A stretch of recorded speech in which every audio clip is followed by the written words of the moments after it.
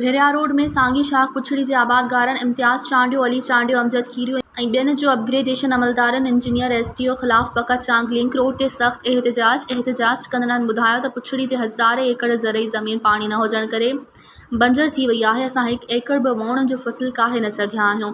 हुननि चयो त अपग्रेडेशन अमलदार मुंड जे आबादगार खां फ़ी लिफ्ट मशीन जा 10 खां 15 हज़ार वठी सरेआम गैरक़ानूनी लिफ्ट मशीनूं हलराए रहिया आहिनि।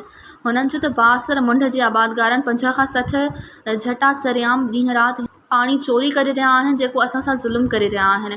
हुननि वधीक ॿुधायो त मुंड जा आबादगार वाटर जा माडोल बि टोड़नि था ऐं ॾाढ करे झटा बि हणनि था।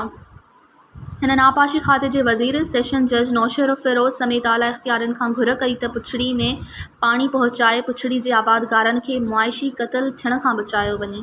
मज़ीद ख़बरनि ऐं तफ़सीलात लाइ विज़िट कयो असांजी वेबसाइट www.awamiNewsHD.com ऐं ॾिसंदा रहो अवामी न्यूज़ HD।